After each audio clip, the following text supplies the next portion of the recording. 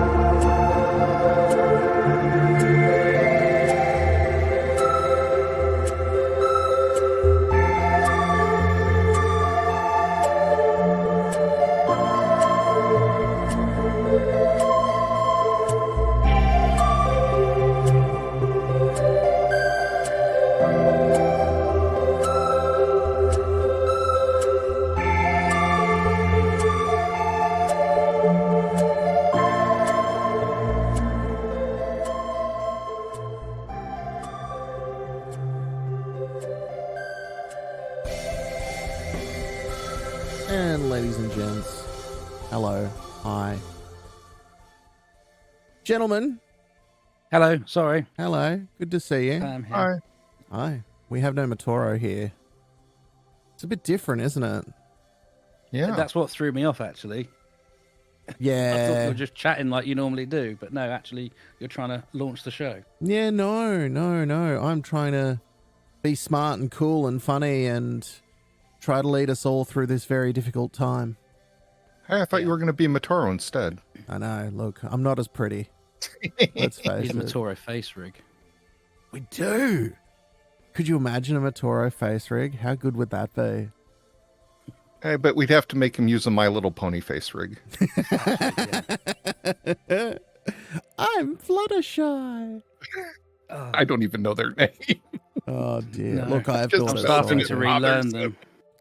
Ladies and My gents, welcome to Boosters and Space Tape, the Kerbal Space Program podcast.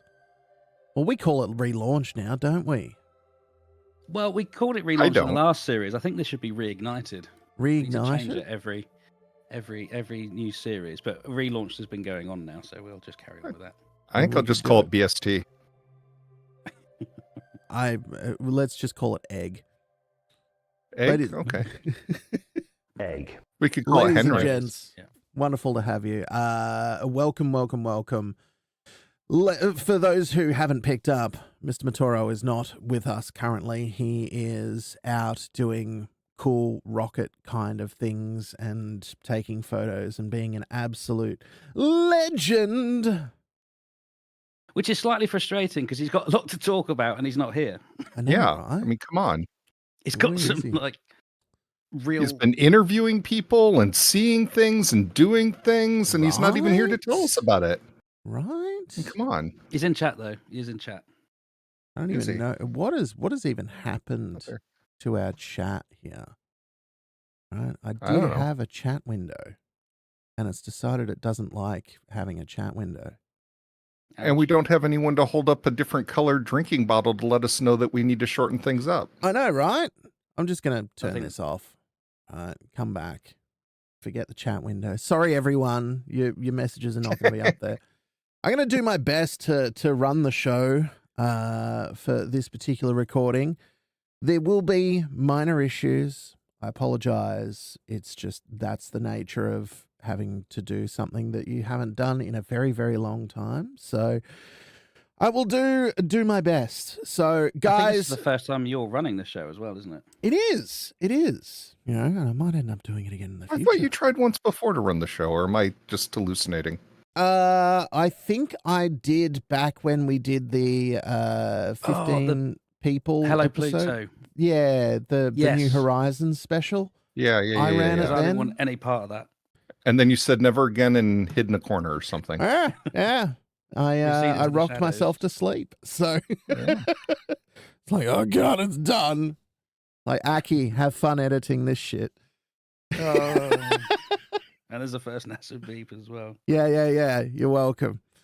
You're welcome. So, guys, we are going to go through our usual segments today. So, to introduce my wonderful co-hosts, we have the absolute legend who edits all of our stuff, the charming British guy, Captain _ himself, Mr. Akinesis Gaming.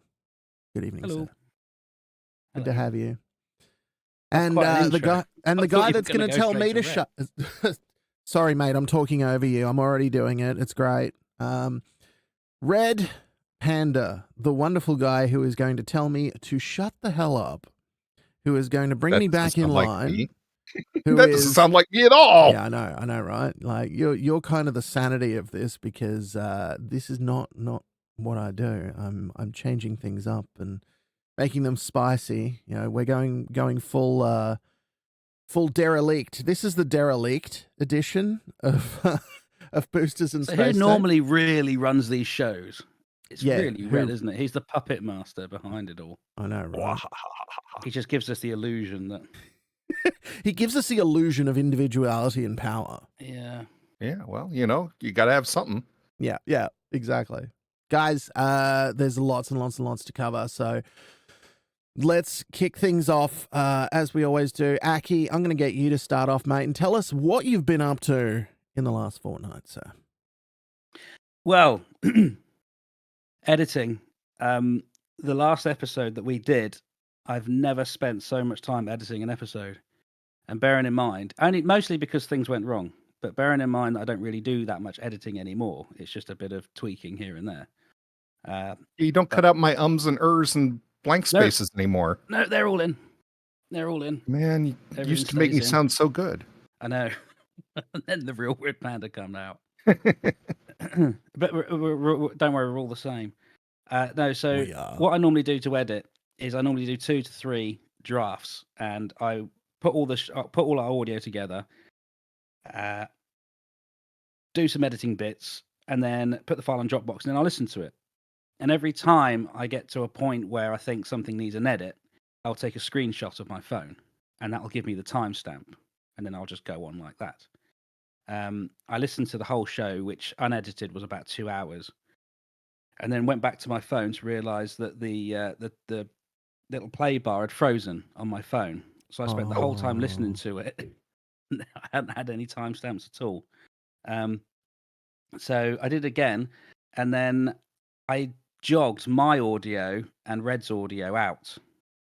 But I thought that it went out of sync later down the podcast. So I moved our audio about at the end, but all the beginning was still out of sync. So I had to go back and do the whole audio again.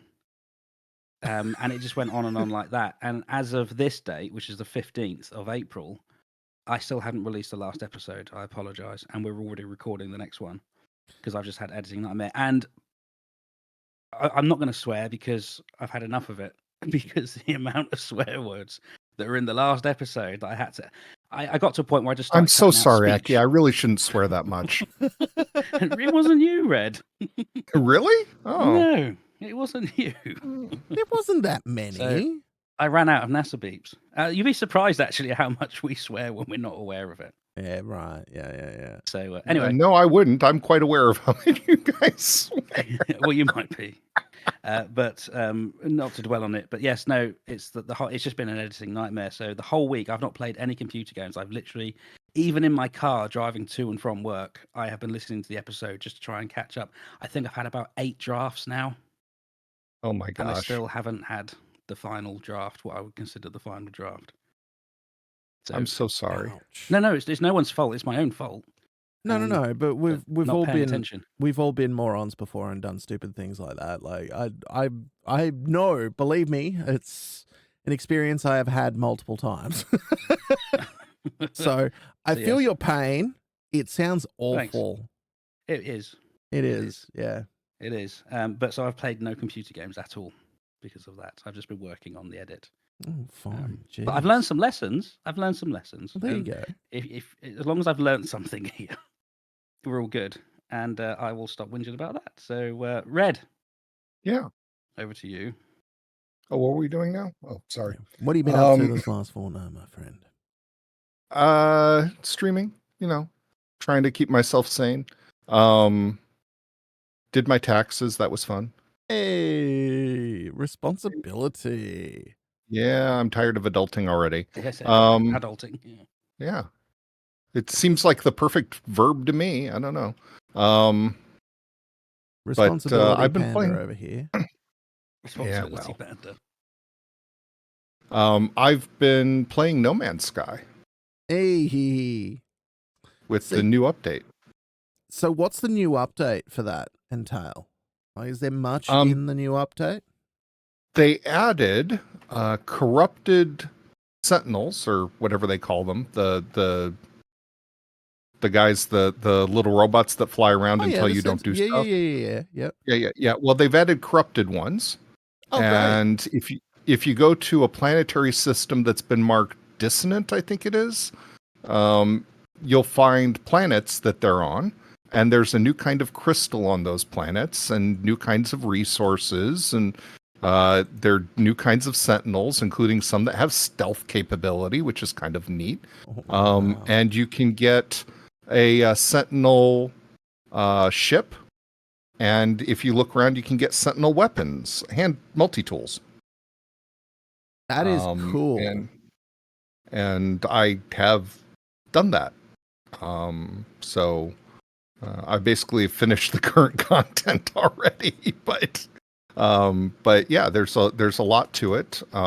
There's there's some new Sentinel ship things. You can now actually summon a Sentinel capital ship by attacking corrupted Sentinels on a planet and then flying up into space and fighting off 5 waves, and then they'll actually bring out a Sentinel frigate to fight you with the round of ships. That so is you can fantastic. do that, and you can blow it up. Oh my god! So, yeah, you're gonna make me want to play No Man's Sky again. Kind of fun, and the ships and multi-tools that are Sentinel have different core components than the normal ones. Like Sentinel mining laser is like a slightly different thing, and there's the ships actually can be recharged using corrupted Sentinel crystal shards rather than just warp fuel, and things like that. So in a way, an entirely different tech tree per se.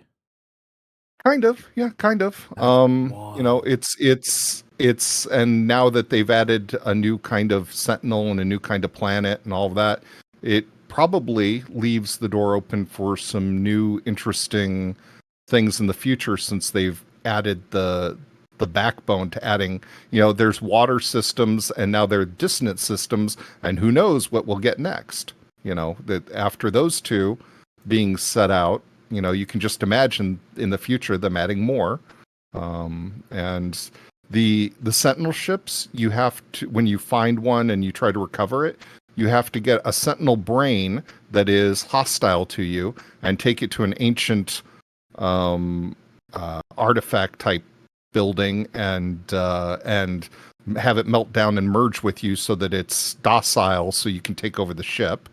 And then you get the ship and you can fly it around, and they actually, instead of having view screens or instead of having windows, cockpit windows, they have view screens on the inside. So it closes, you can't see out, and then the view screen appears on the inside. Red, I think I need to join you in a jaunt in this game at some point, because and that's cool. My current ship has this red thing that goes across the front of it, making it look like a Cylon. That's mad. That's mad. I am totally into Cylon ships.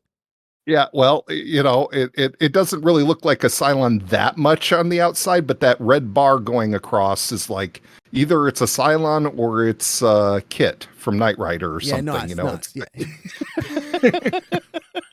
Oh, so I've been doing that, and I've been playing a few other games here and there, but I just today was starting to play the House Flipper update, which is a farm thing they added to that. So now you can actually get cows and goats and pigs and chickens and grow crops and things like that. Fun. So, yeah. So, you know, I've got lots of hours into House Flipper. So I was trying not to buy any new games because taxes got me and a few other things, medical bills and stuff. But I splurged and bought the DLC for that. So. Yep, I feel you. Oh, good on you. So those are the two things I've really kind of been playing here since the last time we. Love it. All right, well, I'll jump in then. Yep. What have you been up to? Well, my buddies, as I mentioned recently, I've been playing Raft with some friends, and we have now finished Raft. It was an excellent game. Yeah, very, very good little game. All I can say is that it was a fantastic thing to do after work of a weekday because it was relaxing. It is a very relaxing game. It's not too intense. The only thing to worry about is the shark, which we nicknamed Barry out of irony because, you know, normally it would be called Bruce because its name is Bruce. So we call it Barry. Mind if we call you Bruce? yeah. That's liable to cause a bit of confusion. Mind if we just call you Bruce? It's David. I call you Bruce. Save the confusion. Oh, the Python boys, such good times. Good times. Sorry. Yeah, no, I love it. It's great. So yeah, we finished that off. Look, the ending was not that hard, but it really didn't need to be. There are a couple of challenging fights throughout the story when you don't expect there to be challenging fights. Clever story. I highly recommend it to anyone who is looking for a relaxing game to play, with a couple of friends preferably. So highly recommend that. Outside of that, we went back into the world of Monster Hunter. Because we would normally play that if we weren't playing games like Raft, and we wanted something a little more intense. So we've been getting our gear up in the wonderful Monster Hunter world Iceborne. We're 50-50 on whether we're going to pick up Monster Hunter Rise. So Iceborne, we've been having a great time doing that. It's been surprisingly chill because we're actually at a level now where we can pretty much fight anything. If anyone knows what a Devil Joe is, the monster pickle can bugger off. Seriously, we really hate Devil Joes. They're great because they have a massive tail that looks like a pickle, so we refer to them as a demon pickle. It's awful.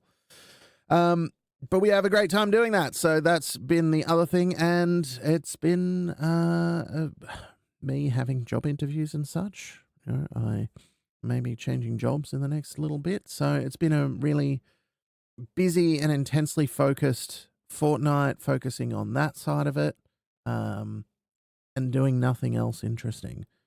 I had the house to myself for a week because the family went up north. So all the kids went to stay with my mother-in-law, and I had the house to myself, and it was awfully, awfully quiet around here without them around. I bet it was. What's up north for you though? Like classes up north. Like 3.5 hours north, like country Victoria. So almost to the New South Wales border, if that means anything to any of our Australian listeners. Because yes, I am in Melbourne. I know. You know. But that's been my fortnight. So, yeah, it's been a wild time. But we have actually had a bit of movement around in the KSP space. Mr. Akinesis Gaming, I believe you are the gent that is going to take us through the most recent patch notes for the wonderful KSP Korner. Yes. Yes, I think so. I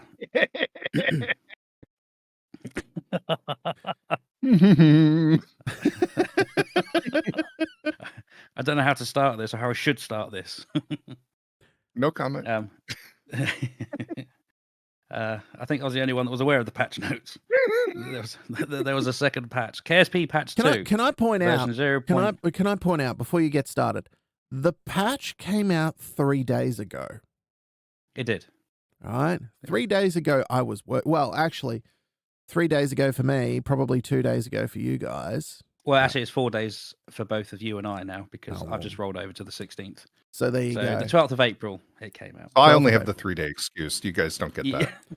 So 12th of April, I was in the office, and I've been recovering since then. So yeah, my work's rather generous with food and event type stuff. So I've been in recovery since then. So don't judge me. I'll take the free stuff.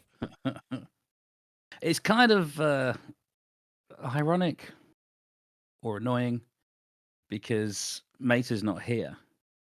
And he's the one with the most news and the one that's actually played KSP2, patch 2, I believe.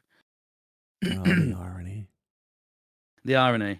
He's the one with all the stuff to say, and he's the one that's not here. Get back here, Mater.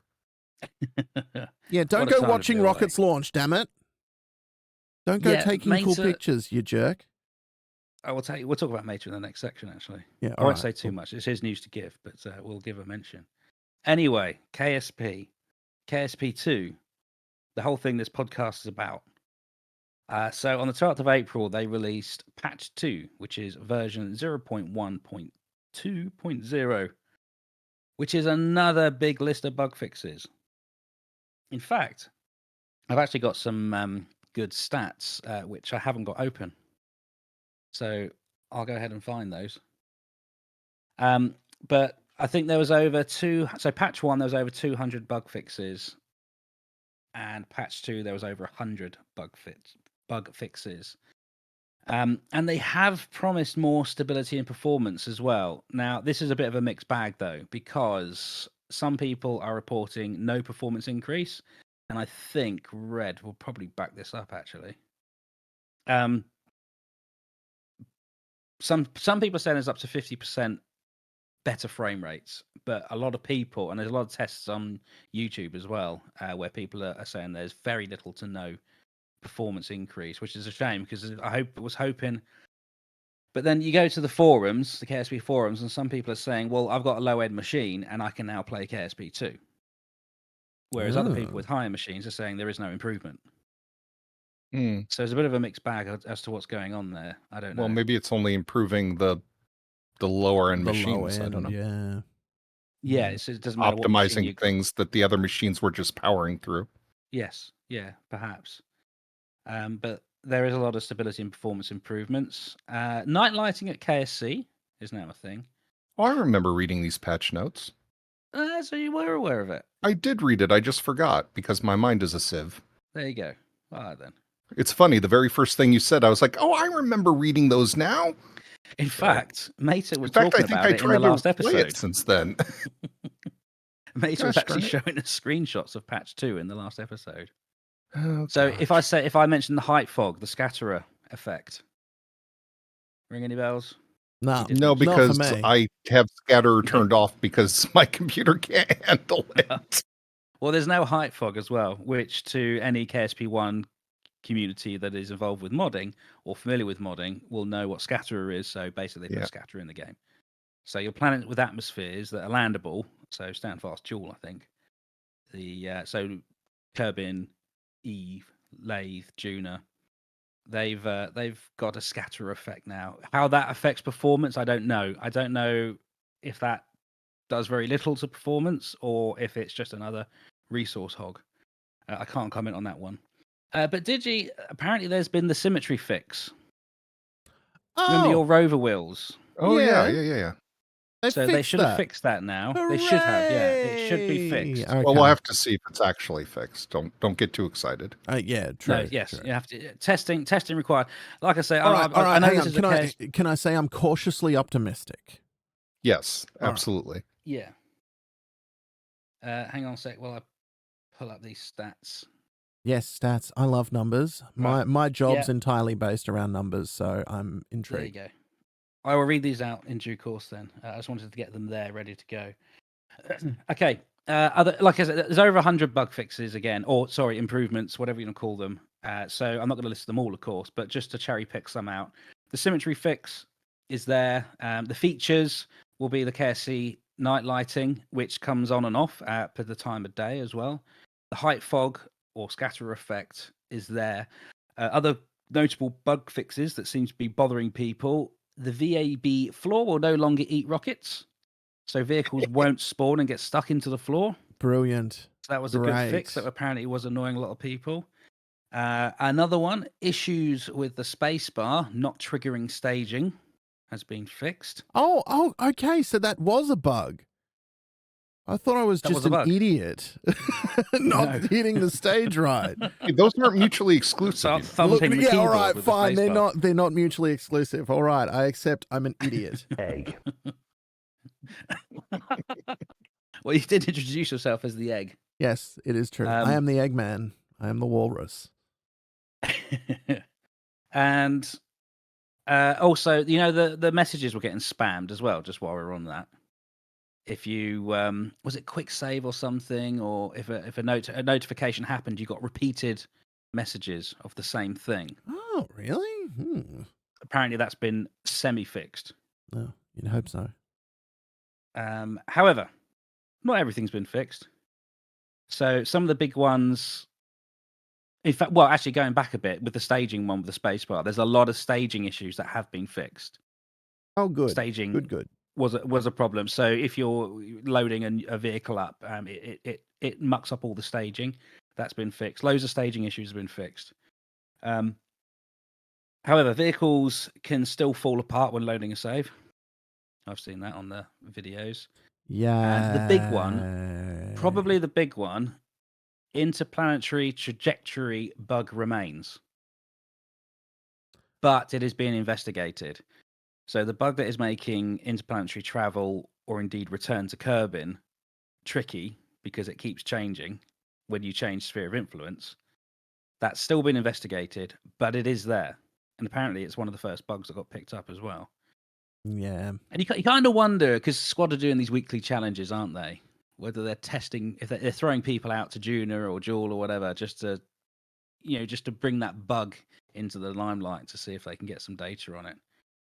Which is no bad thing. I mean, yeah. Look, you could argue one way of both. You could either say, sure, it's gathering data for them, completely free of charge, which is cool. or it's the entire other way where they're not paying attention to the bug at all and are instead just throwing people out there without any consideration for the bug. So to play devil's advocate, it could be either. Yeah. Yes, it could. It could be either way. Mm. Just to catch up on chat, Draconite streams. It's PC, so it could be specific to type of GPU or CPU or RAM, etc., but also typical for low end and high end to use different material shaders. So work on them might only affect certain classes of PCs. This is going on the frame rate issues. Aha, that makes sense. Mm. Yeah, which is why probably higher machines aren't noticing a difference, but lower machines can now get in. So, Red, it might actually be worth you giving this a go on your machine if it's more that I accessible. recognize some of the patch notes, I realized I had logged in, I think. So, Okay. And had noticed some increase, but not massive. Yeah. But then again, my PC is 8 years old, so. Well, but still. Look, apart from me replacing No, that's a pretty hard darn drive, old.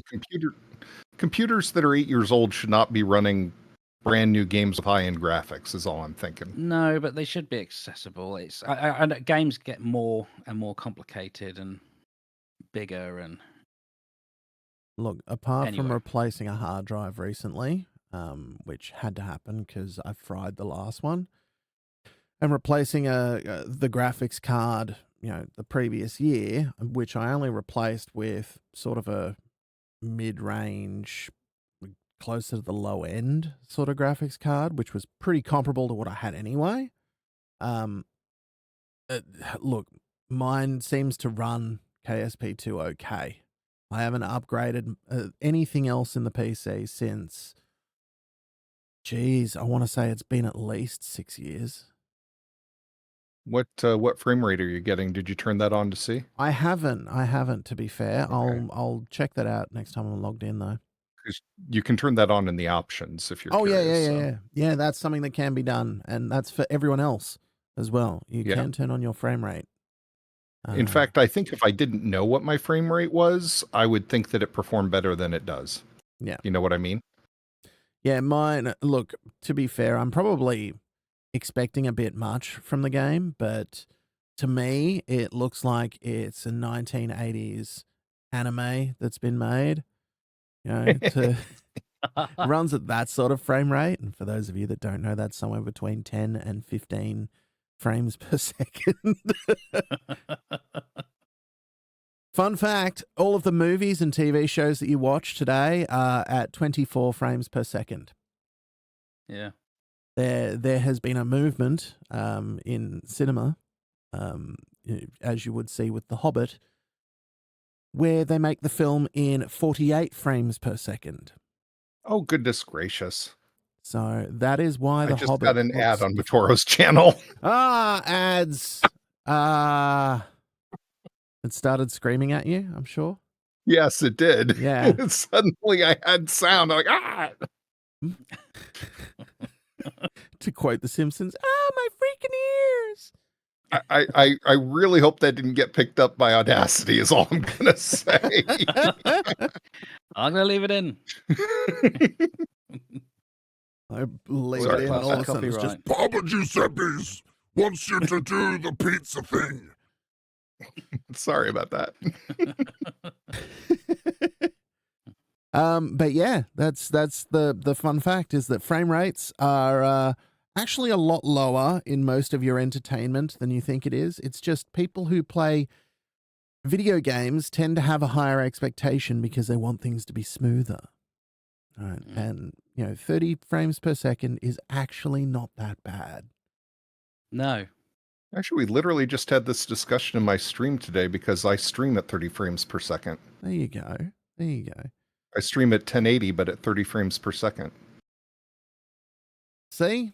And 60 frames per second is imperceptible. Save bandwidth, Well, yes, it's half the bandwidth, but it's imperceptible to what the human eye can see anyway.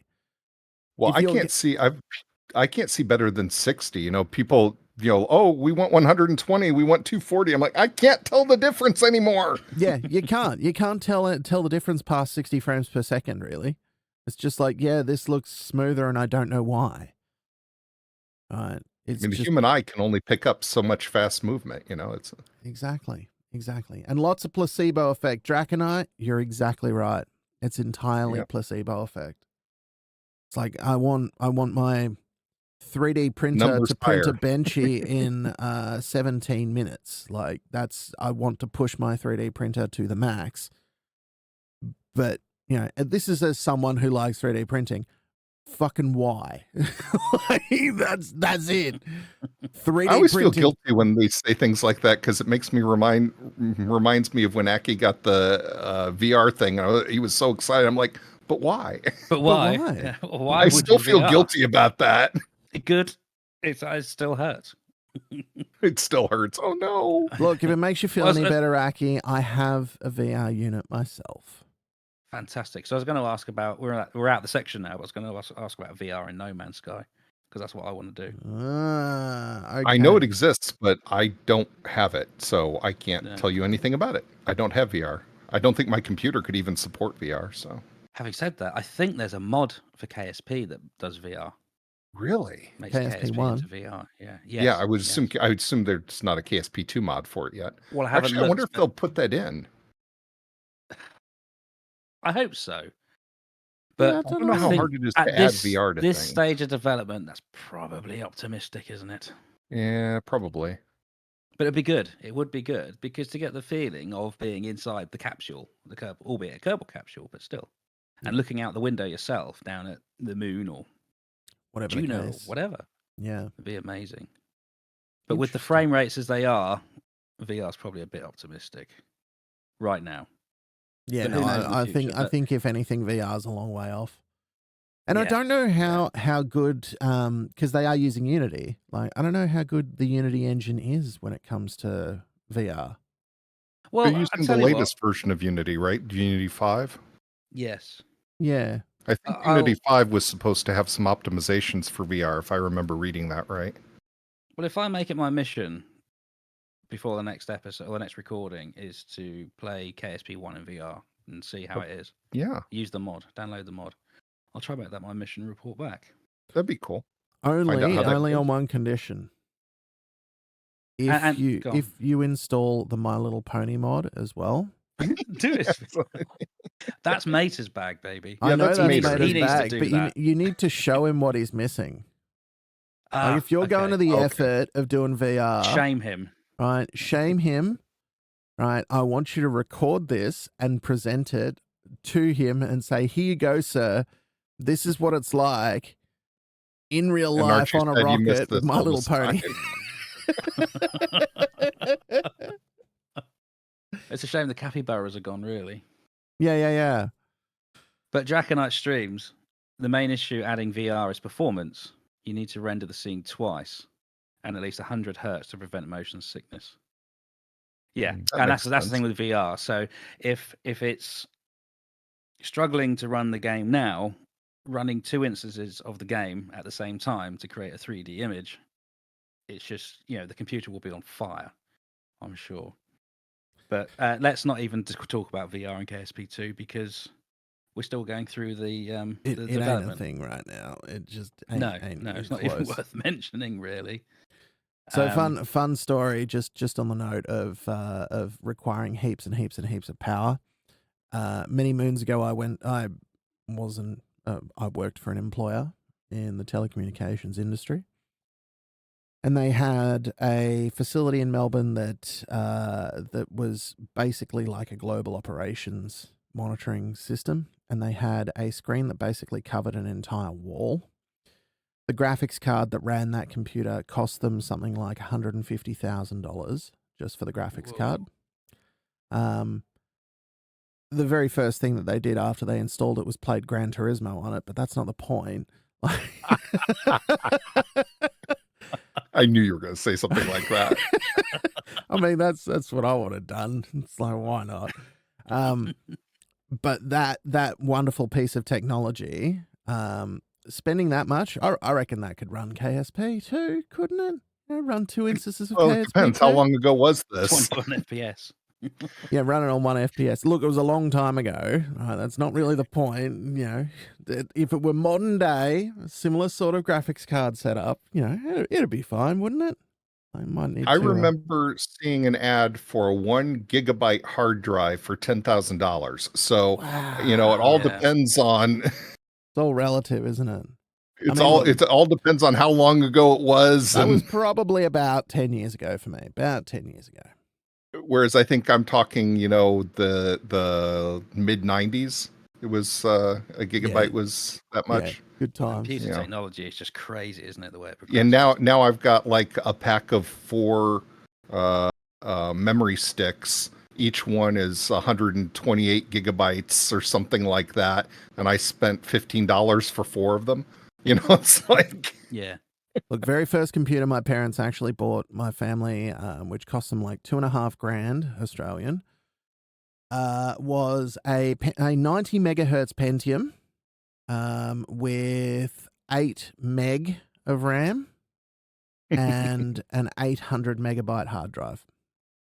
what was that Bill Gates said about how much RAM and nobody would ever need more than that? I forget what that number was, but it was ridiculously low. Yeah, but that's the same as our communications minister, who later became prime minister, Malcolm Turnbull, right? Incredibly smart guy, but he should not be dealing with technology. He basically said, 24 megabits per second. No one will ever need more than that. All right, 24 megabits per second download. No. We need more than that, Malk. I respect you, sir, but oh my God, that was a terrible, terrible sentence. Well, there's still people who can't even get that in the United States. Yeah, true that. The RAM on the Apollo spacecraft was like 128 kilobits, wasn't it? Something silly like that. Yeah. It was not much. There you go, Draconite, 640K. 640K ought to be enough for anyone. There's your quote. Far out. So to swing it back to KSP2. Swing it back to KSP before we move on to some real space news real quick to let you all know where Mater is. Yeah. So outside of patch 2, the other stuff that's in development for KSP2 at the moment, progress is being made on science mode, re-entry, and thermal systems. Good. And there's investigations into the wobbly rocket syndrome. Yay. Which is the SAS, I believe. I like wobbly rockets. You know what would probably fix the problem for me? If they had like a slider where you could reduce the intensity of it. Like, yeah. Wouldn't that fix the problem? Like, it's thinking out the box and probably being really dumb, but if you could reduce the intensity of it. Well, KSP1, right. I think, personally, the development of KSP2 is almost a mirror of the development of KSP1. This is what this is feeling like now. Yep. This is what it feels like. It's like deja vu all over again. It is. It's and I didn't expect this. It's like they're having the same problems. Yeah, because KSP1 was built by people that didn't know how to code. Yeah. Now you've got a professional team, a team of professionals that are having the same problems. I keep thinking, they should be making all new mistakes.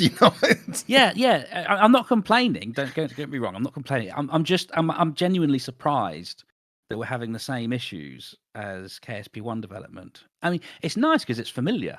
I think we know what we're doing here.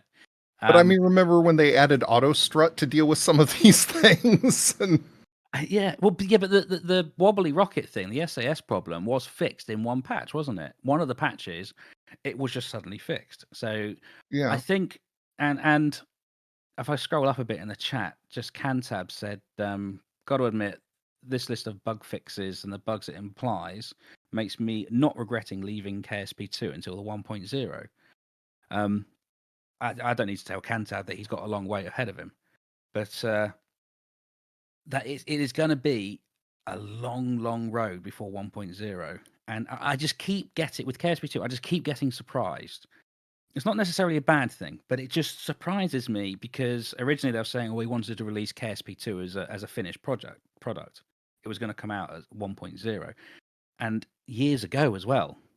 And they've had, I know that COVID and everything, all of that, but they've had additional time, and all of a sudden we have got. I mean, can we even call it beta? Is it not more of an alpha release?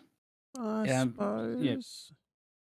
those details aside, it's we are seeing a long phase of development to get to 1.0, and the point I'm getting at is that the forums and the social medias, that everyone is there's two distinct schools of people. There's the people that are going, "Yay, updates, and this game's great, and I can't wait till it's finished." And there's the other school going, which is probably the people that are familiar or have been along for the ride of KSP1, that are saying, "This is terrible. We shouldn't be put through this, especially for the price of the game," which Digi has mentioned a couple of times now, and it's a valid point. The price of the game does not reflect the state of the game. I know that No, it we will doesn't. get a finished 1.0, and I'm confident that we will, but there is that risk that the company just goes, no, and shuts it down. I gotta There is say, that risk. if they don't raise the price on release, I'm going to be a little disappointed. I know that sounds weird, but it's, I feel like we should get a discount for putting up with and helping with these growing pains. Well, we are I mean, helping them, aren't we? yeah, we Well, are. We're but talking. people I are mean, helping people them. are submitting bugs. People are acting as testing teams, and if It's an early adopter discount. yeah, but if they don't give a discount like that, then that's the price when it comes out of the box, then you kind of are left scratching your head saying, well, maybe I should just wait till it was fully out. Yeah. I'm paying extra, or I'm paying and suffering through the bugs just to be able to play early. I don't know. And dealing with the bugs, I don't know. That's more of an industry-wide issue rather than a KSP2 issue, I guess, to be fair. But So look, I have two thoughts when it comes to the argument of holding out until 1.0. One, Kerbal Space Program 1 was built around beta, right? yeah, Everything really was. that we enjoyed, everything that we learned about the game, the whole thing was beta for how many years? Think about all the years that we did part that. 10 years, wasn't it? Right? If not 10. Yeah, it's a lot. So that in and of itself is one very, very serious thought on that. The second is Kerbal Space Program 1.0. What was that launch like? It was almost anticlimactic, wasn't it? Well, it was. I remember streaming on KSP TV the 1.0 launch, and the bugs that came up. That there were features in our experiment. I think they called it the experimental release, didn't they? For us, for the streamers. Yeah. So when I streamed it, I was encountering bugs within features, and then when the public version came out, those features were removed completely and were never seen again. Yeah. We're like, oh, this is really cool. This is great. Cool. And then, oh God. We have to fix that. No, let's just remove it. Yeah, it was, wasn't it? And that's that. I can't name any off the top of my head, to be honest with you. There was a heat one. There was the one I remember. There was something to do with heating during drilling. There was a heat feature. And it never made it to the end game. Sorry, the 1.0 release. So, what was the big change? What was the big change? We had an atmosphere that wasn't soup. Yes. But that happened in 0.9. Was that 0.9 or was that 1? Yeah, no, that was 0.9. We had soup in 0.25, 0.24, but when it went to 0.9, I thought we got rid of the soup sphere, didn't we? I thought Wasn't that was 0.9 where 1.0. we got rid of it? Oh, see, it's so long ago, I can't remember.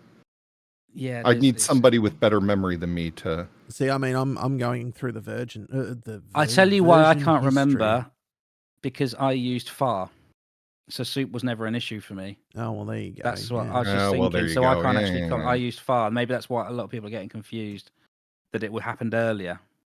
FAR, for those listening, is Ferrum Aerospace Research, which was a mod in KSP1. It was very early mod, actually. One of the to fix the aerodynamic issues. Yes, it fixed the aerodynamic issues, because in KSP1 in the early days, the drag on parts was calculated per part rather than it flying through the atmosphere. I probably haven't explained that very well, but it basically meant that even if you made an aircraft aerodynamic, or fitting aerodynamic parts to a rocket created more drag and slowed it down than not having aerodynamic parts, you were better off having a blunt end because of the way that the atmosphere was calculated. And people didn't they? They used to launch rockets without nose cones. It was just the flat tops. Yep. It was like a brick launching to space, and that was more efficient than putting aerodynamics on the spacecraft. Because maths. There was a mod called Ferrum Aerospace Research that fixed all that, and I used that from a very early stage and used it all throughout.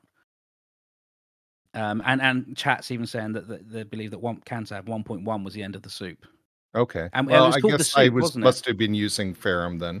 Yes, yeah. Right. I mean, because I vaguely remember the soup ending as sometime after 0.25, so I guess I was probably using it. Possibly. I used a lot of mods. I mean, I think, don't you have a song of me reading off mods at one point something? I do. Yeah. That's a great sound. Aki, put that in the edit. Well, it was actually in about 2 or 3 episodes ago. Yeah, there you go. I put it at the end in the blooper. Yeah, because we're talking about it, so I added it in. And Digi, I think your Minmus one was the. It was. The other I loved that one. recording. It was very good. I need to. I was just reading off all the mods I think that I was using at the time, and it just was so many. Yeah, for those that don't know, if you listen to the very end of the episode, I always put something at the end. And actually, last week's one was, or the one that I haven't released yet. I apologise to those listening at home. Was my audio mashup of Digi talking about his R2D2, which was funny. Fun. Editing without context. Yep, good times. But anyway, good times. I think the atmosphere is good in KSP2. But yeah, I accept now, after this last patch, I accept that KSP2 is pretty much paralleling KSP1 in its development. Yeah. It does and feel you accept weird, that. doesn't it? Say again? It does feel weird, though, to say that. It does. Doesn't it? It does. And it surprises me. And again, going back to how polarized people are about this, it's especially with the dev videos before its launch. They're going on about, they're talking about playing multiplayer and how much fun they're having playing multiplayer, and then we get the 0.1 release that we got initially, and there's no multiplayer. It's not even on the horizon. Like, it feels like a lie. It feels like we were misled for a lot of people. So I get it, and I get being disenfranchised and all of that. I completely feel for people and totally agree with them when it comes to things like, we've already been through this. And I think I said that in the very first episode. I think we've done this. We've experienced this already. Why are we experiencing it again? Like, we've seen these bugs. Yes. And what I'm concerned about is that each episode we do now, we're just reporting on bugs. Yeah. Whinging or not whinging, we're reporting on the bugs, because really that's the big news of the development. And it's probably not good listening. And we've been told it's not good listening before in podcast reviews. We're not, that's why I keep emphasizing, we're not complaining or whinging about anything. We are simply reporting. But I think we're allowed to be frustrated, because we've been doing this. We've been doing KSP for about 10 years. We've been doing this podcast for the best part of 10 years. I can't remember the exact figures, but the best part of 10 years. But here we are again. All these literally years later, we are here again. Talking about the same bugs. Things. Yeah. for a whole new game. It's a whole concept of we'll always have a job, really. It is. And I said last episode, it keeps us going, doesn't it? It does. If everything was all peachy. I mean, when KSP wrapped up, essentially, we stopped the podcast and moved on to something else. Yeah.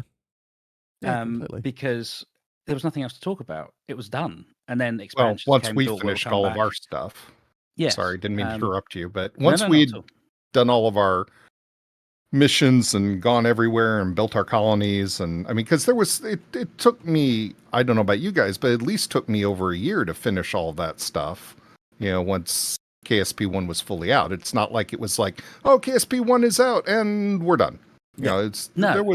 I mean, I still play a KSP1 now. I still have a lot to do in KSP1. The only reason I still stopped have a playing. grand tour to do because I have never been to Moho. So Well, there you go. The only reason I stopped playing can't KSP1 imagine the not first having been to time Moho. I don't know. was because the updates to KSP1 was coming out so thick and fast towards the end that I couldn't keep up with the mod updates, and I use a lot of mods. So I put it down for a bit. I said, right, I'll let the game just settle down, and then I'll pick it up again. And that's what I've done now. But for KSP2, I haven't, as excited as I am for it, I'm not that enthusiastic, I'm not that motivated because KSP1 is better, I think. At the moment, I would agree. The potential of KSP2 is far greater. Yes. But playability, KSP1 is better at the moment. But that's to be expected, though, at some level. I mean, that's not surprising. It's a beta. KSP2 is a beta game. I get that. It's just that we were led to believe that wasn't going to be the case, and we are repeating exactly what we went through with KSP1, and that has surprised me. Or at the very least, we were led to believe that it was further along than it actually is. At the very least, yeah. Guys, we've got to move on from this. That's why a lot of people are frustrated. Yes. As much as I would love to keep talking about this all day, because we could. That's what the point of this podcast is. I think we're rehashing on some of the points that we've had in the past. Aki, one last thought. Shall I just finish up on these stats? Yes, Sure. Give us those numbers. Yes, because I love numbers. Okay, patch 1 fixes. Oh, by the way, this is courtesy of Shadow Zone, right? Who's Shadow a Zone. YouTuber and a big presence in the KSP community at the moment. So Shadow Zone, patch 1 fixes 281, patch 2 173. So it's the best part of 300 fixes in patch 1 and 200 in patch 2. So there's a lot of fixes. They are working hard on this. Let's just recognize that for a moment. They are working hard on this game. Yeah, full credit to them. Away from them. Full credit to them. They are doing a wonderful job bringing it to where it needs to be. Parts and stock vessels. I was just going to cherry pick a few here. Go for it, please. 39 fixes in patch 1. Patch 2 was 12. UI fixes patch 1, 59. Patch 2, 35. EVA, patch 1, 15 fixes. Patch 2, 0. I'm hoping that means they fixed all the EVA bugs. Oh, they haven't. I'm sure there's a lot outstanding here. Well, yeah, there's a few. Flight and map, patch 150, patch 2, 22. And you put it into context. So there's flight and map, for instance. That's 72 bug fixes just on that element of the game in the last 2 patches, which are weeks apart as well. We're not waiting months like we did with KSP1, so that's another thing to recognize. Yeah, so when was the release of this? When was the release of beta? Just over a month ago. Patch 1 came out about 3-4 weeks ago, and it was about 2 months ago for the release. It's basically once a month. They've released it. A month later, almost.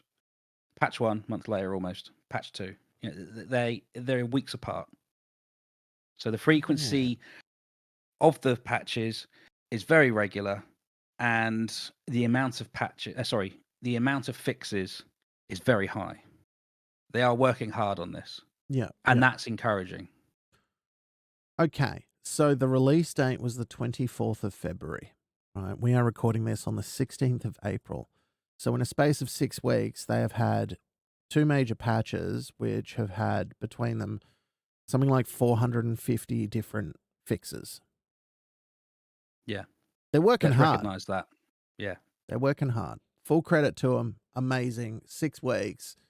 And they've been smashing it out of the park. So don't want to downplay to any of our wonderful friends over at PD doing all the hard yards, and while we just sit here and be talking heads talking about them and about their work. So full Yeah. credit to Yeah, him. it's very easy to say fix this. It's much harder to do. Yeah. And we So acknowledge let's that. leave it. We acknowledge that. Like, full Yeah. respect to you guys. We are just the guys with opinions and the guys who are making a bunch of noise and trying to concatenate all of the information into one very small little package for all of our listeners. And let's leave it on And that note. wine. And wine, because that's what we do. Guys, let's move on. Yeah. Let's get on to the really cool thing. Real space news. If only we had a Matoro. I know, right? Again, in this section, he's got the most to talk about. He does.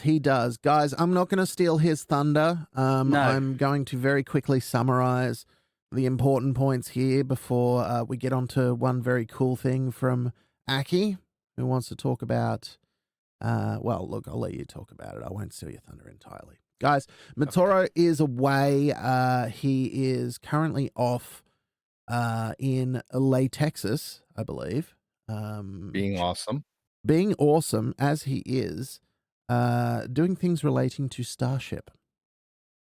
So he is there for the initial launch, making sure that everything is recorded as best as possible, and he has a little bit of media access, so hopefully that means he will be able to get more insight for himself and for others, and he's doing a wonderful job over there. He's also recently done an interview, which he alluded to next week, so last fortnight, last episode, he alluded to it. That I'll pick my words right at some point. Forget it, it's early morning. And I'm sure he'll talk about it more when he comes back next recording. So stick around for that, but it's very, very exciting. And yeah, that's where Matoro is. So that's the real space stuff from him. Aki, over to you, my friend. Well, I just mentioned to give Matoro the option, just for listeners at home, that last week he interviewed the pilot for the Artemis 2 mission, which is the mission to send people back to the moon. He had that interview and he asked the questions, and I have that recording. If he so wishes, I can put in that recording now on the edited version, or we can save it when he's here next week.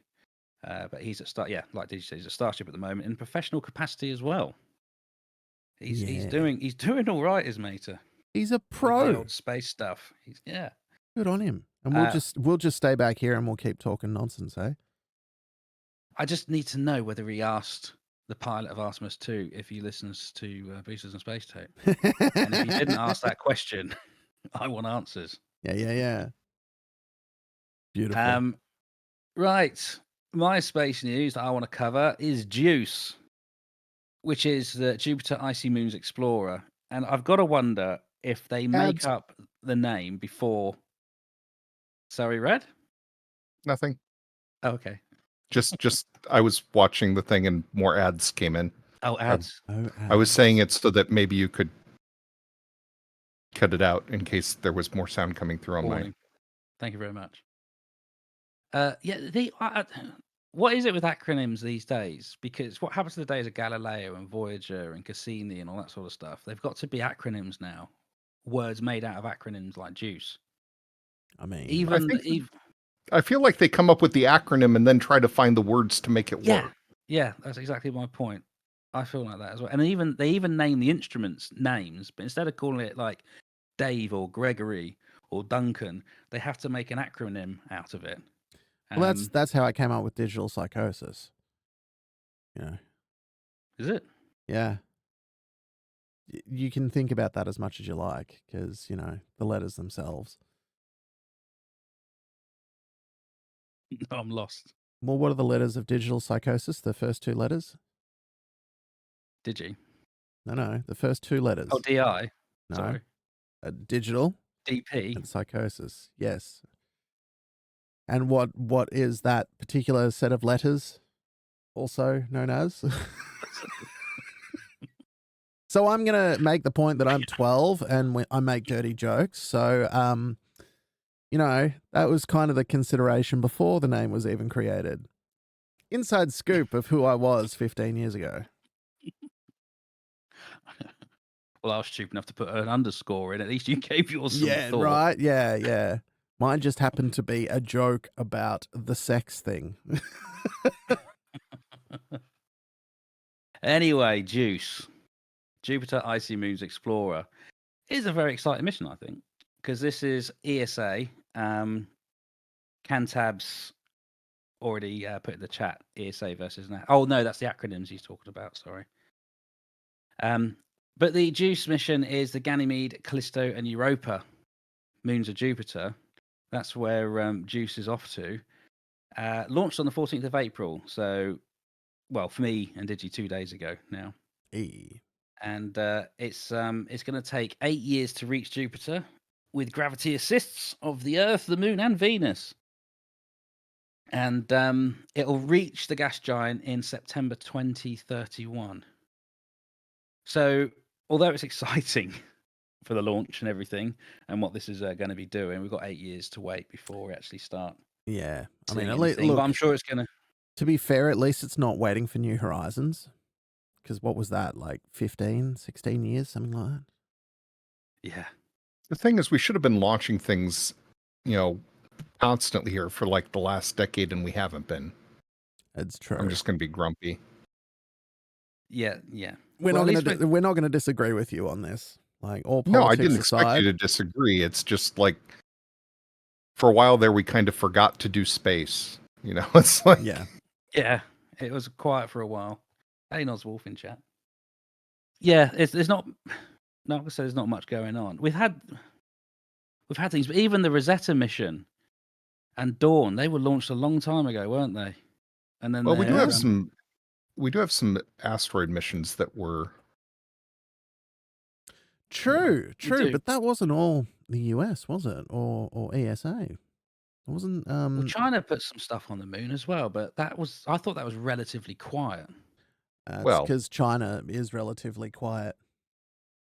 They tend to not talk about their research at all. I mean, hell, look at their space station. They tend not to talk about their achievements until they're done. Yeah. They don't want to talk about something that might not work. Yeah. But I'm hoping that we're going to go into an exciting time now. I think we are, with the moon, the Artemis missions especially. Well, we'll have more about that from Matoro, hopefully. Yeah, we'll save all that for that. Yeah. But I'm still waiting for someone to go to Mars as well.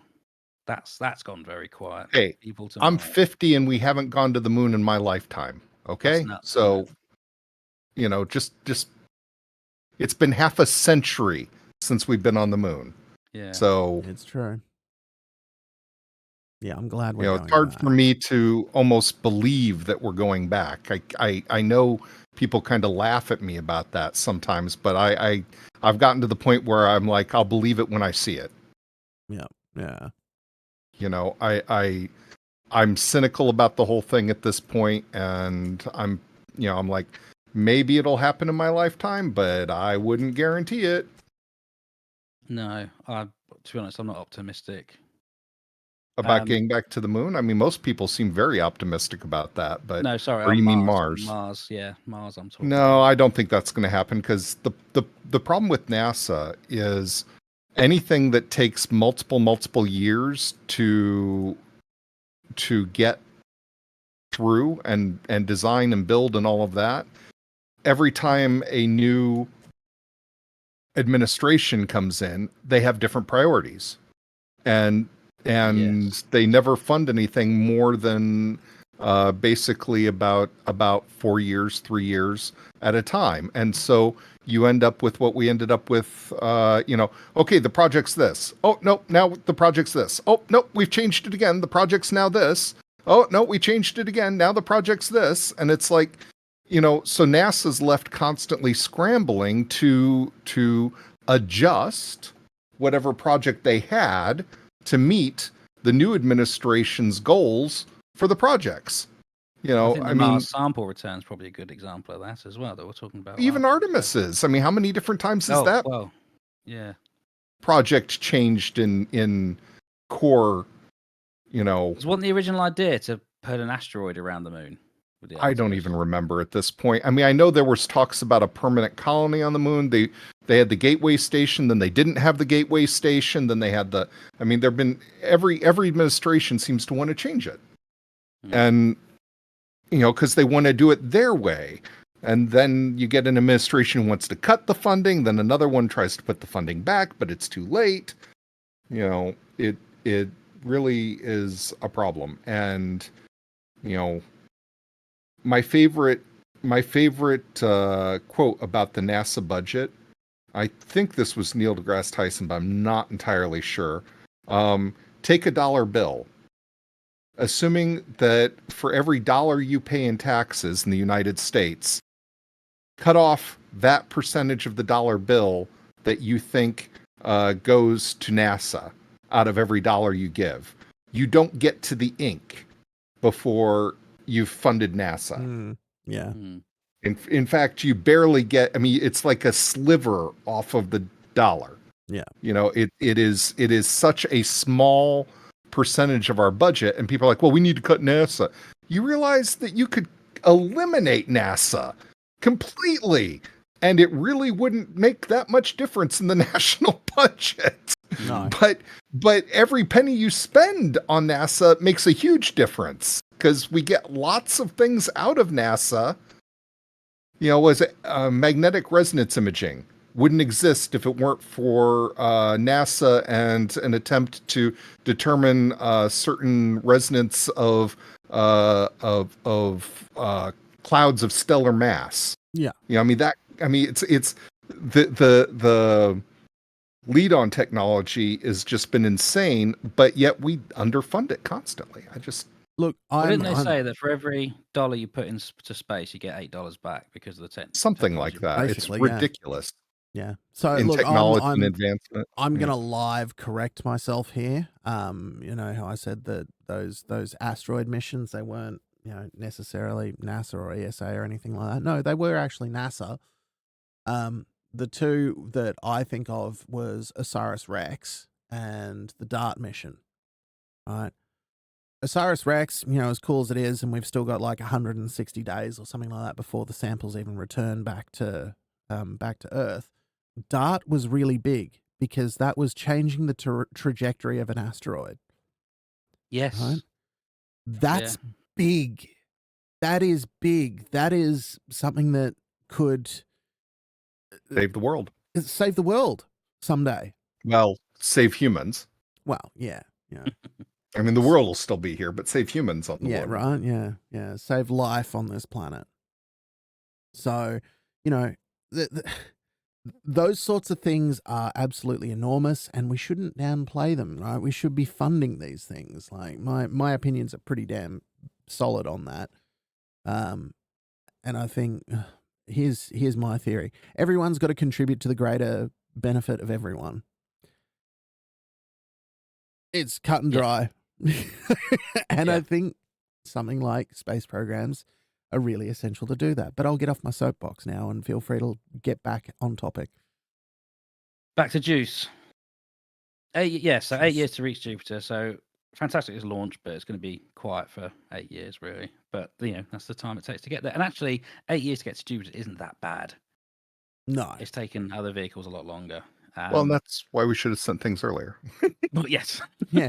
We should have spent the last 8 years getting there so we could talk about it now, damn it. Now. I want it now. now. I want it now. Exactly. Daddy, I want a golden goose and I want it now.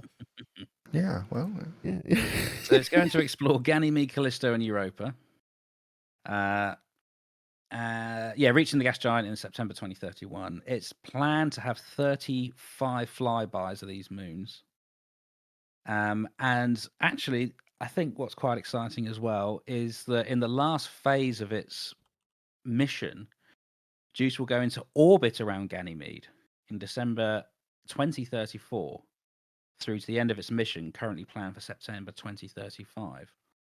So we're actually going to have a space probe in orbit around one of the moons of Jupiter, which is pretty big. And NASA, JAXA, and the Israel Space Agency have also contributed equipment to this space probe. 6-ton space probe. and it launched the other day. It's taken its it's active now. It's opened up its solar panels. It's taken pictures. It's all operating, and it is on its way to Jupiter Hell via yes. Earth, Moon, and Venus. So we should get some pretty good snaps of Venus as well. It's been a while since we've got some snaps of Venus, isn't it? I think was it the Japanese that did it recently? They got a program. There was a plan to send another probe to its surface, and I think that got canceled. Do you The know what last annoys people me? who did that was Russia. Yes. Yeah, and it's those pictures, the pictures we got of Venus. It's just one of those bugbears. I don't know how you guys feel about it. I'm probably overreacting. But when the Russians took the pictures of the surface of Venus, they were just looking at the ground, weren't they? And then someone has carried on that picture digitally, and you can see the atmosphere of Venus and everything. They just carried on the picture. But it's passed around now as photos of Venus. Yeah. They're not photos of Venus. They are digital recreations that extend onto an existing picture, which was just on the floor Yeah. of Venus, which is amazing I itself. You know, not thought downplaying there that. was an actual single picture outwards towards the horizon. There is one, but it was digitally created. Okay. It wasn't a true, but it's passed around as being a true picture. And probably, no doubt, people label it as NASA's picture as well, because that's what people seem to do these days. But I was going to say, the best photos of Venus's surface were captured over 40 years ago by a Soviet craft. I don't think, did NASA never successfully landed a craft? No. No. You just have, you know how the dumb social media just assume that everything's NASA. Yeah, no. It's I really wish we would try to land something on the surface again, but no. Again, I want something to land, not land, fall through the clouds of Jupiter and take pictures. Well, we did that. We sent a probe through the Venera 9, by the way. Yes, into Jupiter, but it wasn't the Venus one. The Venus one. No. I mean, we sent. What was that one that kept getting closer and closer to Jupiter and then stopped sending? I think it was Galileo. Didn't Galileo drop a probe into Galileo? Jupiter? No. Recently, Cassini. Was it Cassini? Cassini, that fell into Saturn. If that's what. Oh, Saturn. Sorry. Yeah. That fell into Saturn. But I think Galileo dropped a probe into Jupiter, but it had no imagery. It was just sensors monitoring pressures and temperatures and things. There was no camera. That's what I want. That's my golden. But the problem is you're not going to get much from that, because the same problem we had with Saturn is that there is so much electromagnetic interference once you get a certain distance in, because of the radiation, that you're not going to get anything back out. Well, that's why anyone saying that there's life on Europa is wrong, because the radiation from Jupiter is going to kill any potential life. It's just no, because if it's life that's under a mile of water, now that's a different story. But I mean, it's not going to be sentient life. But there's liquid ice. Liquid ice. That's not science, Digi. There's liquid water down there, and if there's liquid water, odds are there's could be life in there. Yeah, you're not wrong. It may be as foreign, but it may be as foreign to us as the life that hangs around those geothermal vents at the bottom of the ocean. Yeah, which is pretty strange life, but it's still life. Yeah, it's like Klingons on the starboard bow. I suspect that if we're going to find any life in the solar system, it's going to be someplace where there's water, and that's our most likely bet for liquid water at the moment. Are the favorites, aren't they? Yeah. Well, hopefully, Juice will be able to throw some light onto that. Who knows? It's doing other. It's looking at the moons, but it's also doing.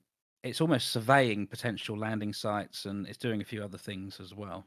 Yeah, as Draconite says, water is very good at blocking ionizing radiation, which is, the whole thing there. You don't need much as well. I think it's just like an inch of water around a spaceship will be. Yeah, but imagine, I mean, they're saying that there may be miles of liquid water there. So yes, and that's below the ice, and which also stops it. Guys, Yeah. we got to keep the show rolling. Red, you've got a science corner to do, or a Red Ed. We've got Red Ed. Red Ed. Red Ed. You know, it's a fantastic Oh, yeah, topic. Red Ed. Before we get on to that, to give you the details, the 3 most recent gravity assists around Venus were NASA and 2 ESA ships. They were solar probes primarily. But the only other successful flyby, the most recent successful flyby, was Icaros from JAXA in Japan, which was the 20th of May, 2010. So Was it that long ago? 2010 was when that happened. So it was a good long I'm time feeling ago. older by the minute. Yeah, UNISEC in Japan attempted a flyby around about the same date, but communications were never established after the launch. So pretty much the wreckage flew past Venus in December 2010 instead. So that just did not happen. But there you go. So that's the history of the most recent flyby of Venus. So, guys, over to the Red Ed time. Mr. Red, please take it away. Well, today's topic is why we will never get infinite drives and silly other things like the EM drive. Okay, I could have come up with a better title than that, but still, Are you going to dash a lot of childhood dreams here?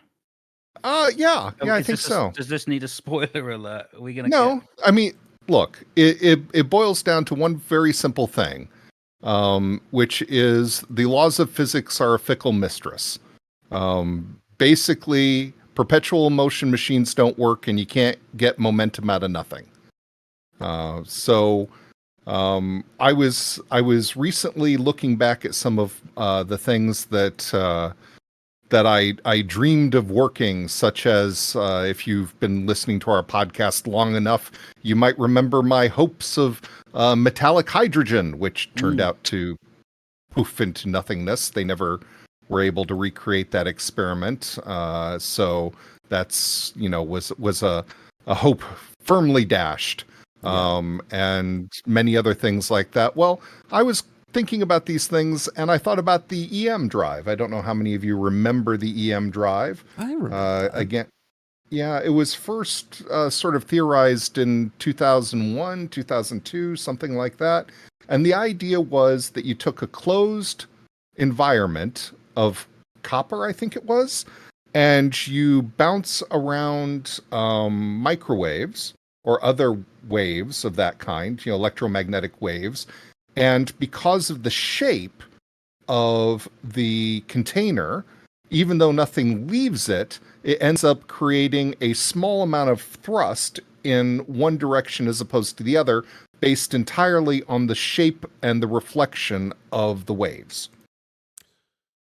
Energy Go can't continue forever, right? That's essentially what it comes down to as to why that would never work. No, you had to keep pumping energy in, but it meant that you didn't have any reaction mass. So you could use purely electricity and no fuel. I do remember this. And keep going and slowly accelerate forever. But it ain't. Because you didn't. No. But it doesn't work. Doesn't work. In fact, it turns out that most of the effect was either calibration error, or they found a very small effect that had to do with interaction with the Earth's magnetic field. They were just picking up the Earth's magnetic field. And the effect was very, very small. It was like tenths of a Newton or something like. I forget the exact number. I'm just. I mean, it was like less than the weight of a single tissue lying on your desk, kind of thing. They say an ion thruster. I think it was the Dawn. The ion thruster. The amount of thrust it produces is the same as holding a piece of paper in your hand. The weight of that paper is the amount of thrust that an ion thruster produces. Yeah. But you see, that actually works because what you're doing is you're taking particles and accelerating them very rapidly and taking advantage of the mass times acceleration squared. Yeah. Or is it velocity squared? Yeah, anyway, you get the idea. Yeah. Um, I know and- the and calculation so- you're talking about. Yeah. So here's the issue: is we will probably never get to putter around our solar system violating the laws of physics by not using huge amounts of mass. You know, part of this came to mind when I saw a little video about how hard it was to load the Titanic. This is going to seem like a weird tangent, but in order to put the, what was it, 6,600 tons of coal it took for a round trip across the Atlantic, was a huge endeavor to load that thing, because it burnt basically the equivalent of, what was it, 3 school buses of coal per hour or something like that. I mean, it was just an amazing amount of coal that it burnt. It was ridiculous. You know what? So- I'm going to throw my hand up real quick, Red. You've just got me thinking about something I have never thought about. Like, Titanic went down. Titanic was a big ship. Titanic was an amazing film with a door at the end where Jack could have actually Yes. stayed on the door. Right? All of those things. Oh, I have no. never considered how much fuel it actually took to power that, like nearly 100 years ago or whenever it was. I've never and it was all considered that. coal. And it was all And it was all coal. Yeah. They had Crazy. huge boilers down below and a huge coal storage, and they had to do it by hand. They literally fueled it by hand. They had barges of coal that would come up, and they had chutes, and they would funnel the coal up into these chutes that then went down into the coal bins down in the base of the ship. That's crazy. And I saw Well, photos of it and you get- everything. the guys are literally standing on the coal, aren't they? They're literally. Well, it's also shoveling another thing that feeds into that room, if I recall. But Mm. but the point is that the same limitations for something like that are going to apply for anything we try to do inside our own solar system for travel, because you've got to take the mass with you. Yes. And Yeah. that means that, you know, pushing yourself around the solar system is hard. Gravity is hard. And there's no quick way around it. And, you know, I was thinking about the Expanse, and the only reason the Expanse works as a scientific sci-fi adventure is they actually spell it out in one of the episodes, where this guy comes up with this mixture that suddenly makes the engines like 10 times more efficient. The Yeah. Epstein drive. The Epstein drive.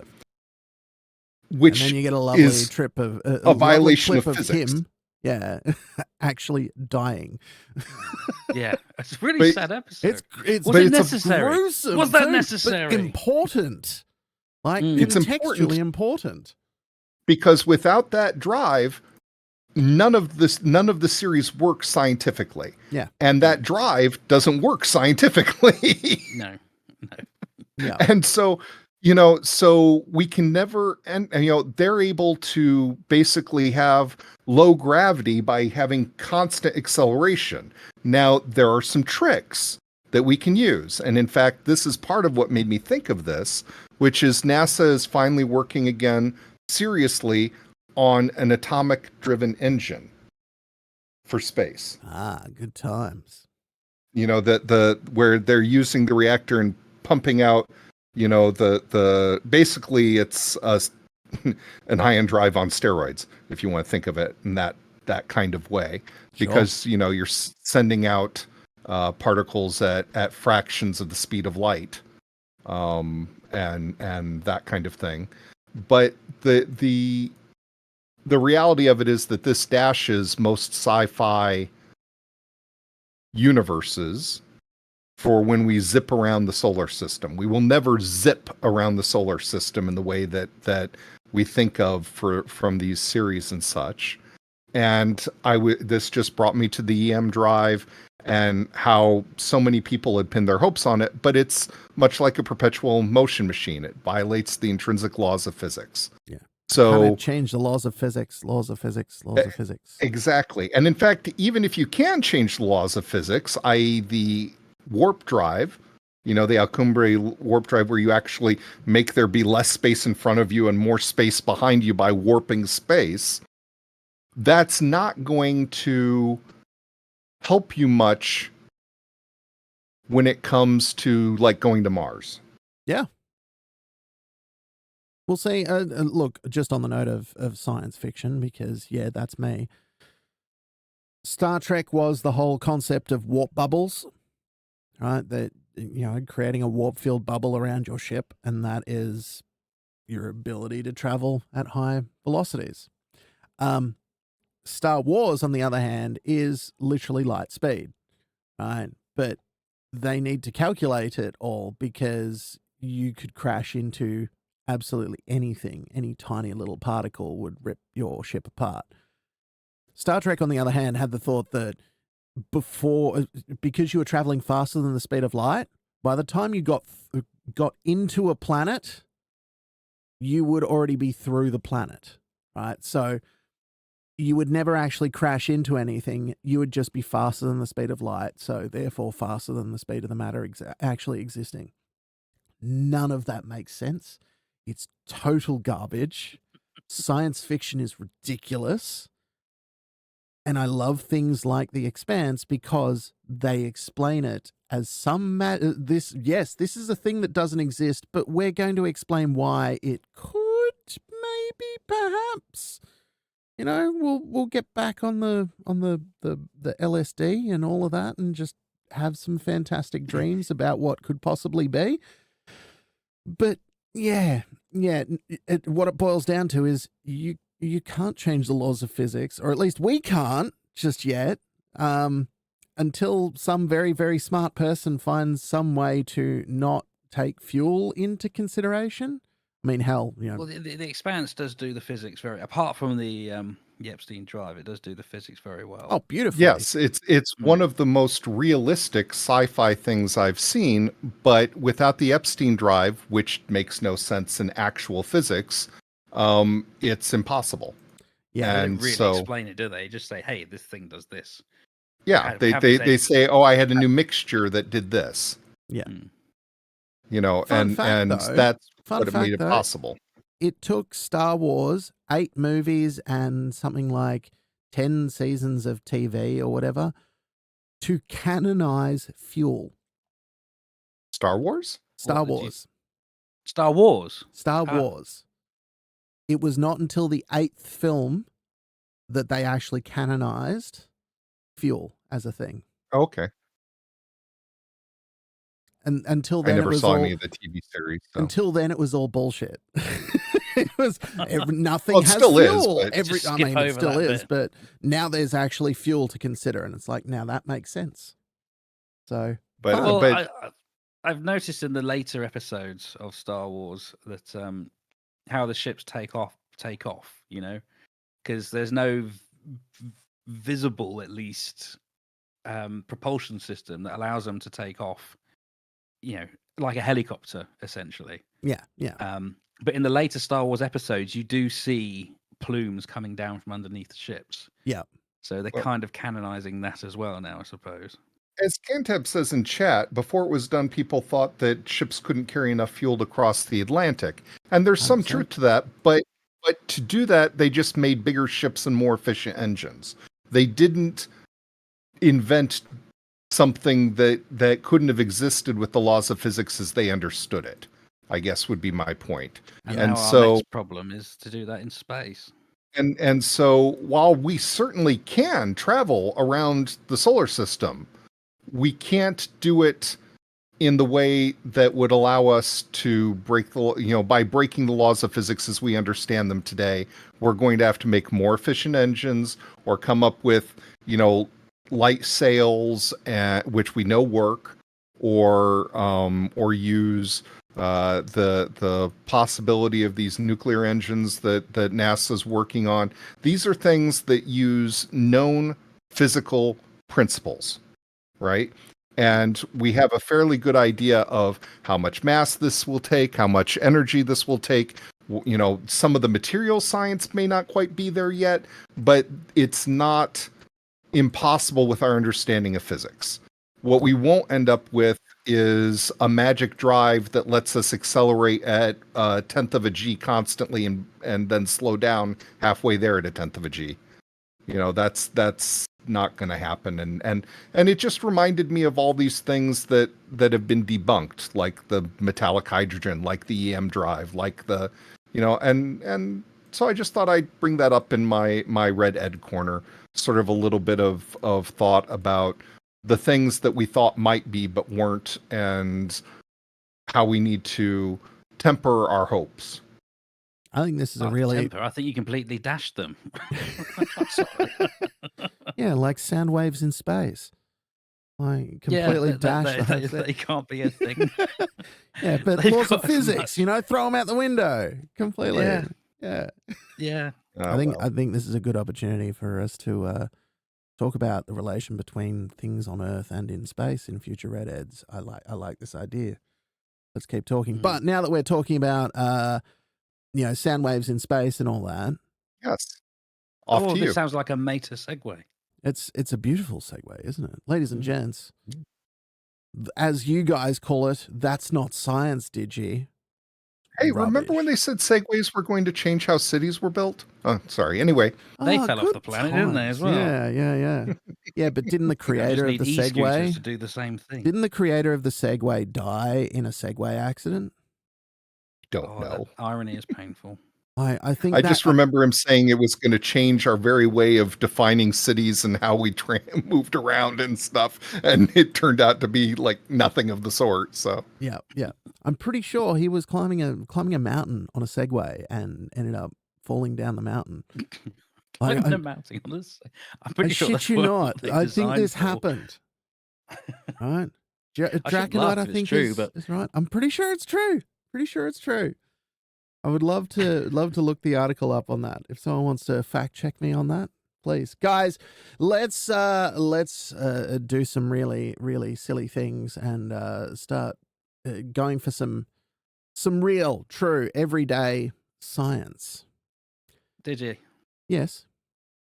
In 2009, he Yes. bought Segway Inc. and famously died in 2010 from injuries sustained falling from a cliff while riding his own Segway. There you go. I knew it. I was right. Oh, this is so good. Oh, love it. Happy days. Shouldn't laugh, but we will. I don't know. It's almost ironic. it's a comedy sketch. It reads like a comedy sketch. It does. I mean, what was he doing on a cliff? Right? On a Segway. Where's the brakes? It's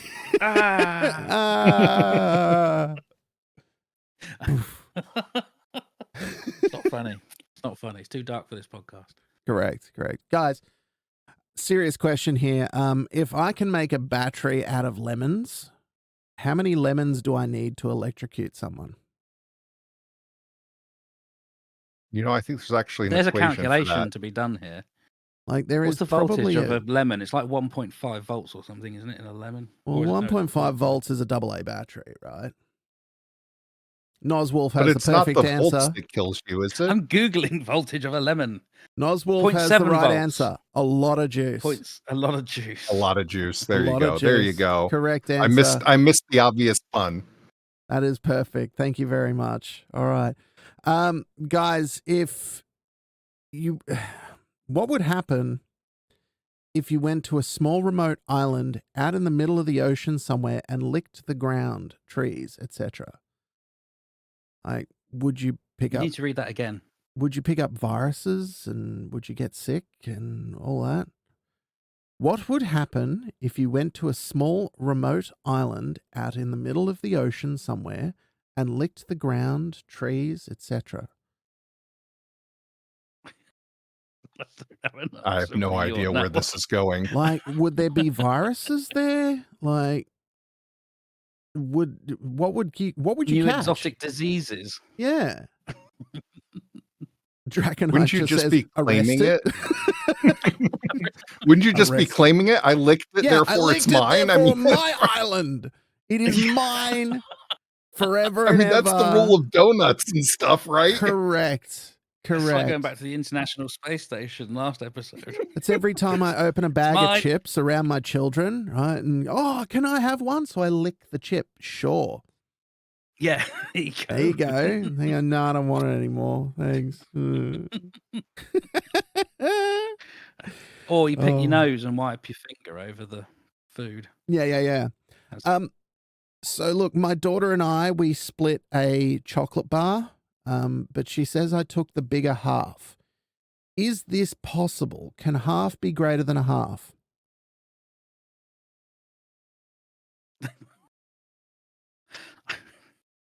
I see. Yes. I need to know. Yes, Guys, it's, the other night I spilled some beer on my keyboard. Should I be worried about it sending drunk messages on Facebook? definitely. Definitely. No, 100%. I've never It had can a happen. Facebook account. You know Fun what? facts on the Red Panda. You know what? I don't blame you. It's a smart move. Yeah, what? Yeah, talking about spoilers. It ruins everything.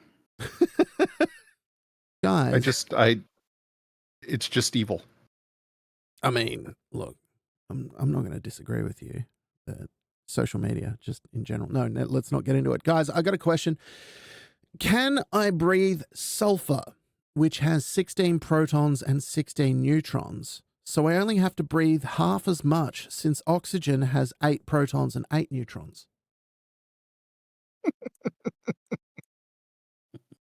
I only need half as much, guys. Like, seriously. That's not physics. That is not physics. Or as Draconite Stream says, yes, you can once. Once. Yeah, once.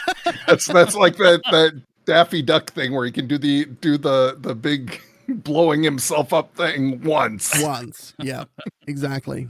Hey, look, this is going how we're going to round it out tonight. If a pomelo and a mandarin combine to make a sweet orange, and a bitter orange and a citron combine to make a lemon, how do fruits have sex? God. When a mummy Well, citrus and a daddy yeah, I was citrus gonna- love each other very much.